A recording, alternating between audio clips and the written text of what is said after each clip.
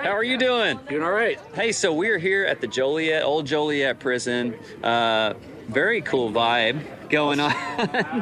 So, where are you from?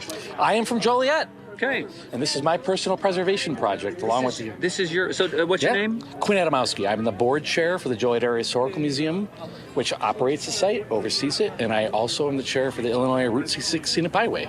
So I'm here in dual. You are dual right roles. here in the mix of the crossroads where all of these things converge, and a Route 66 event. Absolutely. Right Super here. excited. That's got to mean a lot to you to be a part of this. Everything. Although I must admit, I did not ask for it. I was voluntold by the 66. As are most our eaters are voluntold.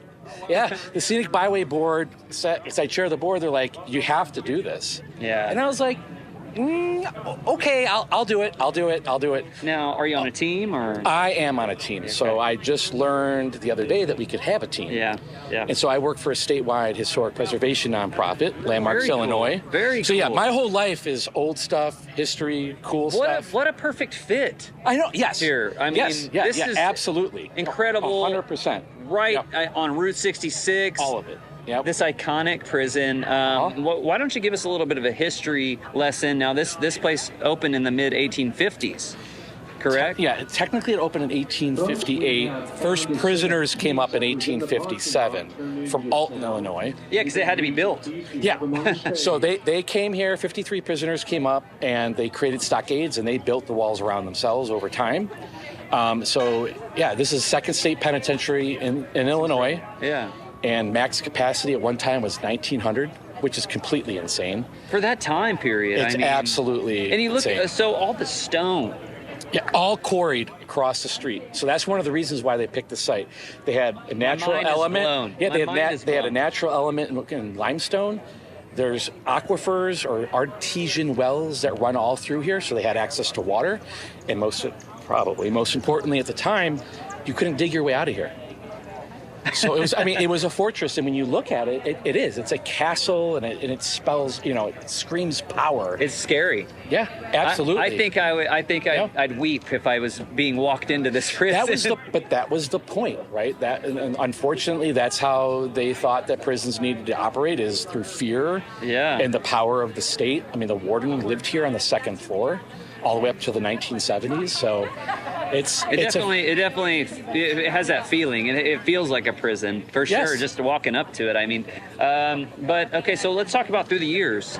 Yeah. How it evolved, how the operation of it evolved, and it finally closed in 2002 as a functioning prison. Is that correct? That is correct. So, again, it was a second state penitentiary, and the state added additional penitentiaries throughout the late 1800s.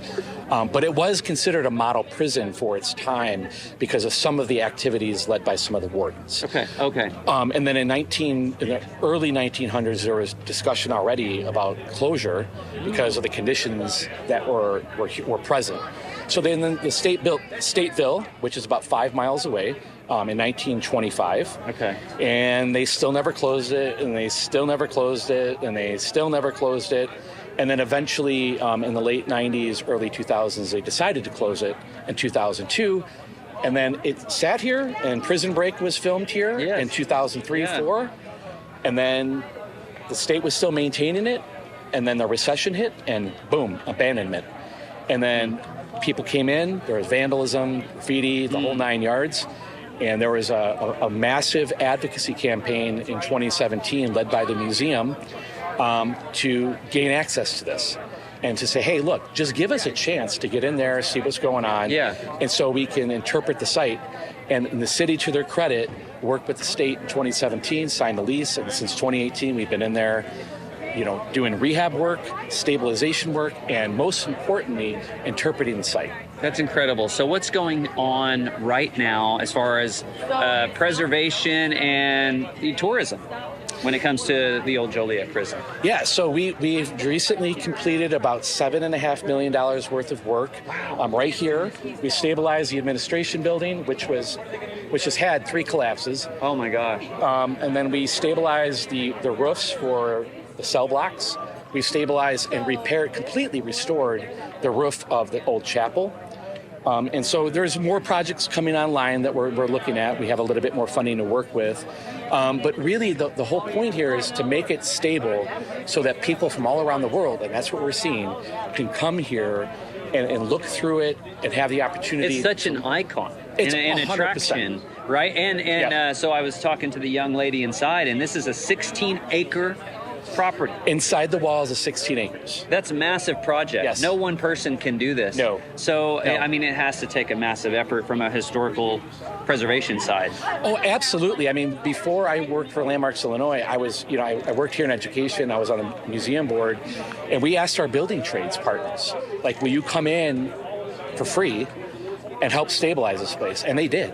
And without them, without the trade unions, this never would have happened, right? And so, as time has gone on, we've worked with engineering firms, construction firms to try to best understand, what is the right process? What do we need to make sure that we do in order to stabilize this place so it can be here for generations? Yes. Because, as we've always said since day one, there's two rules: no egos, keep your ego at the door, and always remember that this is a legacy project that.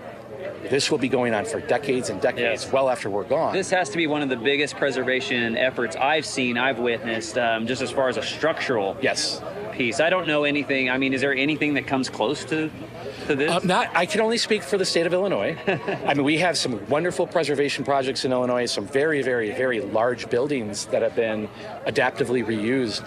But there's nothing that's 16 acres with 20 plus buildings, all in various shape and from different periods, right? We have, as you can see here, 1850s construction. Sure. And this is Gothic. And the architect here, if you look up here at the towers here, same architect for Chicago Water Tower. Okay. But then we have mid-century modern chapel and a school. Yeah, different totally different, totally different style, Different totally phases. all of it. Totally different needs for, rehabilitation or restoration, or reconstruct, all of it.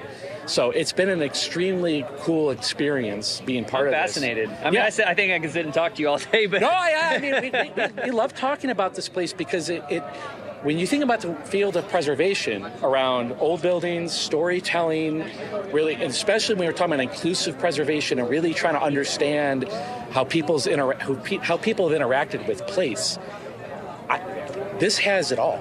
It really we does. have the segment of 66 for 1 year.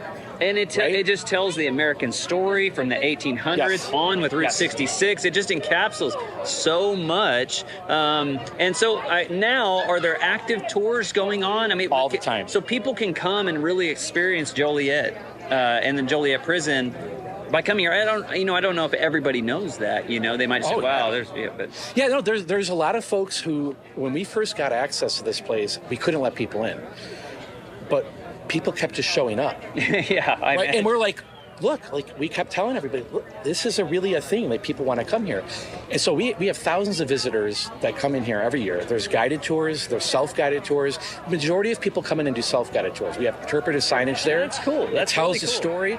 And, the staff here are extremely knowledgeable, and they're happy to answer anybody's questions.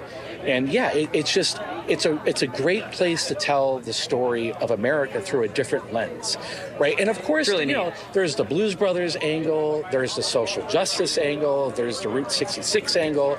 There's so many different ways to interpret you said, there's multiple periods of time where you can go back to American history, whether it be pop culture or the building of this country, and you can look at this project and this prison in multiple phases. But let's shift gears for a second to the stake. Okay. Yeah, sure. So you were voluntold, but you're on a team? I am on a team. So I work for Landmarks Illinois, and at our Monday staff meeting, I said, hey, this is what I'm doing, and apparently we could have a teammate.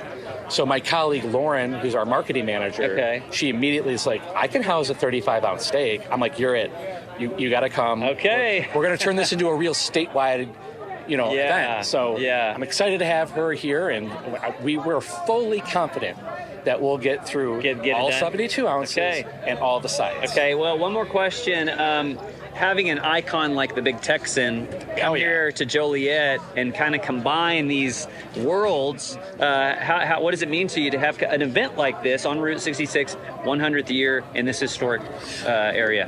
That is a great question. And like we all know, Big Texan is legend, and I've always wanted to go. Right? Like I've always been a fan of 66. I've always been interested in it. It's like, well, when am I going to get to Amarillo? And like I've never had the opportunity. So have them come here to Joliet is so cool. Have them come to the state of Illinois. It's just such a cool opportunity. Yeah. And I am so excited about cutting into that steak for the first time. It smells good. You can still. I keep eyeing. I'm like, Great visiting with you. You too. Good luck today.